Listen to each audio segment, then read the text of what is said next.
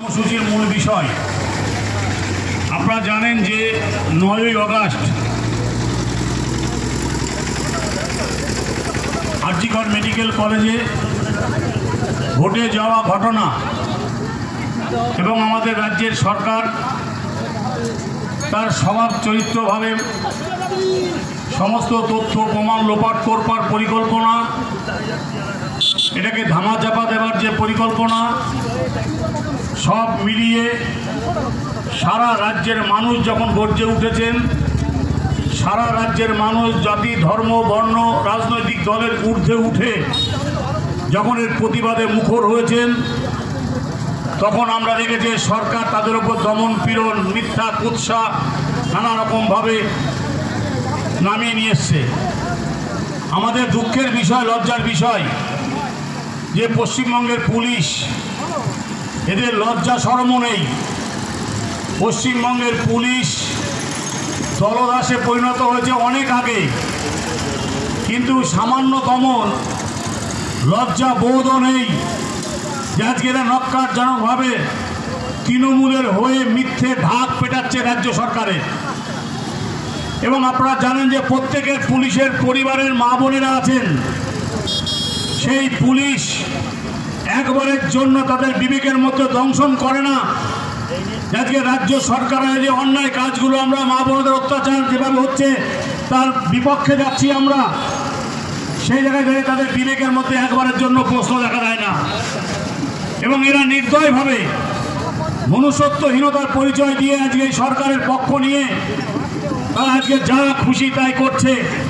আমরা ভারতীয় জনতা পার্টি এর প্রতিবাদ করি।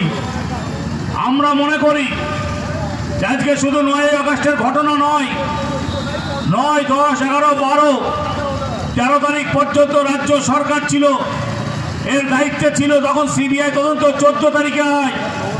তার আগে পর্যন্ত 5 দিনের মধ্যে পশ্চিমবঙ্গের পুলিশ এই ঘটনার কোনো কিনারা করতে পারেনি। একজন ক্রিমিনালকে ধরে অ্যারেস্ট করা ছাড়া তার বাইরে কিছু করতে পারেনি।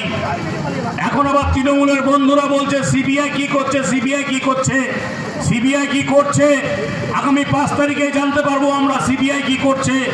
ইতিমধ্যেই ওদের দলের পান্ডা বকলমের নেতা সঞ্জীব ঘোষ তিনি অ্যারেস্ট হয়েছেন।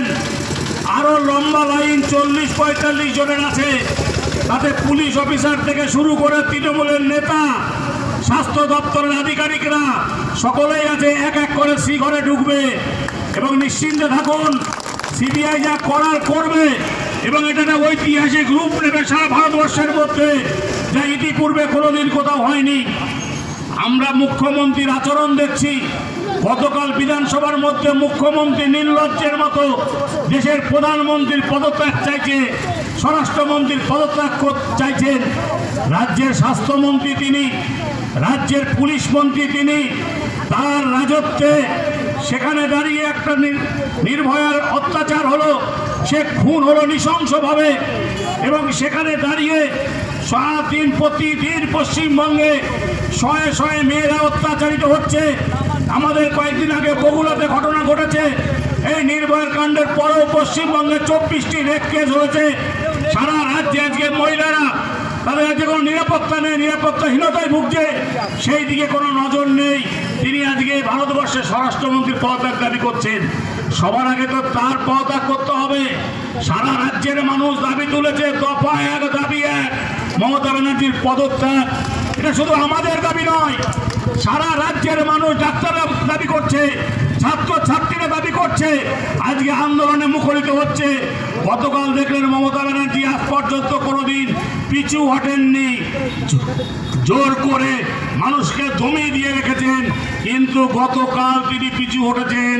গতকাল পুলিশ কমিশনার তাকে বাধ্য করেছে ওই লোয়ার গেট খুলে দিতে, ডাক্তারদের মিছিল লালবাজার পর্যন্ত যেতে বাধ্য করিয়েছেন।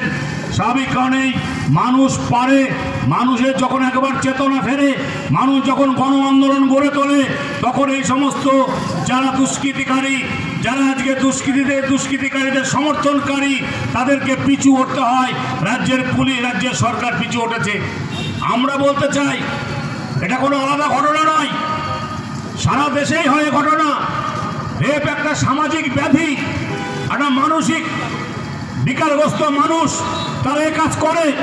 নিশ্চিতভাবে বিজেপি শাসিত রাজ্য রেপ হয়, ভারতবর্ষের অন্য রাজ্যগুলোতে রেপ হয়, নিশ্চয় হয়, পশ্চিমবঙ্গ হয়, কিন্তু কোনোদিন কোনো রাজ্যে দেখেছেন কোনো রাজ্যের মুখ্যমন্ত্রী আগের থেকে মন্তব্য করে কোনো রেপের ঘটনা ঘটলে এটা সাজানো ঘটনা, ওটা চক্রান্ত, ওটা মেয়েটি প্রেগনেন্ট ছিল, ওটি লাভ অ্যাফেয়ার্সের ঘটনা, এই বলে তিনি পশ্চিমবঙ্গের প্রত্যেকটি এই রেপের কেসগুলোকে হালকা করেছেন।